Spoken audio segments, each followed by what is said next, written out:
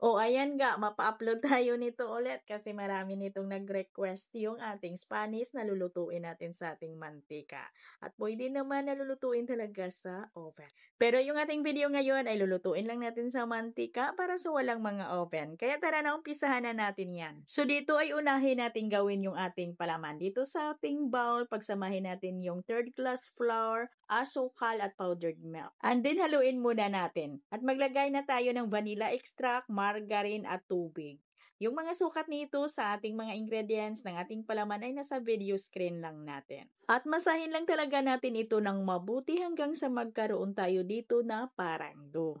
Nang kagaya nito mga ga. Ayan po, pagkatapos ay isit aside lang muna natin. Ito, gagawa na tayo ng ating pinaka-dough. So dito gagawa lang tayo ng 500 grams ng ating all-purpose flour. Isunod yung ilagay yung yeast, bread improver, and then haluin. At ilagay natin yung asin, asukal at vanilla extract. At gagamit ako dito ng evaporated milk. At pwede naman na tubig yung gagamitin ninyo. At ito yung mga sukat ng ating mga ingredients. Nasa video screen lang natin. Matapos natin yung haluin na matunaw na yung mga dry ingredients, ay basain na natin yung ating harina. At nang nabasa na yung ating mga harina, ay pwede na tayo ditong maglagay ng shortening. At pwede talaga tayo nagagamit dito ng margarine. Pwede ding paghaluin yung margarine at saka yung shortening.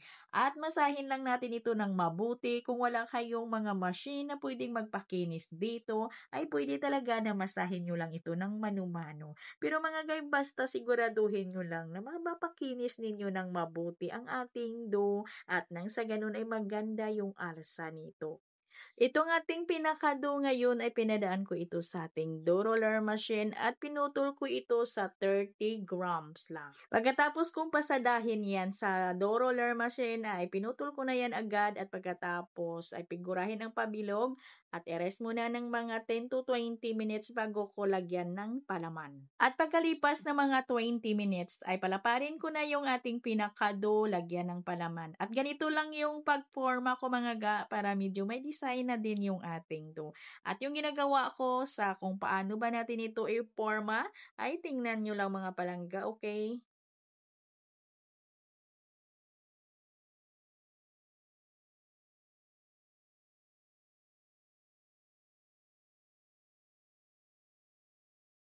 At yung pinagdugtungan ng ating dough ay yun po yung ipailalim natin pag tayo'y nagsalansan para hindi naman bumubukaka pag ito'y atin ng niluto.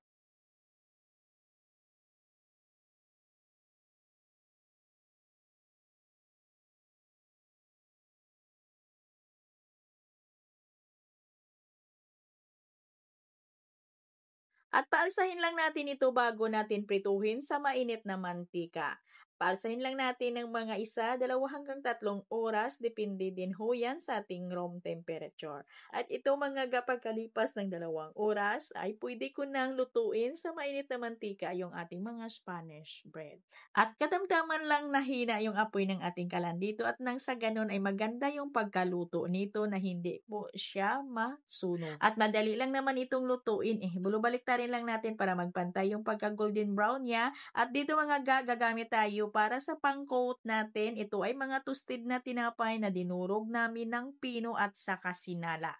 Ito din po ho yung mga nilalagay natin sa ating mga pandesal. At kung meron man nanonood dito na gusto mong i-bake, ay pwede talaga na i-bake ito sa may 180 degrees Celsius yung init ng oven sa loob ng 15 minutos. Ha? At sana may natutunan naman kayo ngayon sa ating video. Kung gawin nyo po itong pang-negosyo ay pwede talaga na dublihin nyo lang yung mga ingredients natin at nang sa ganun ay makarami kayo sa paggawa.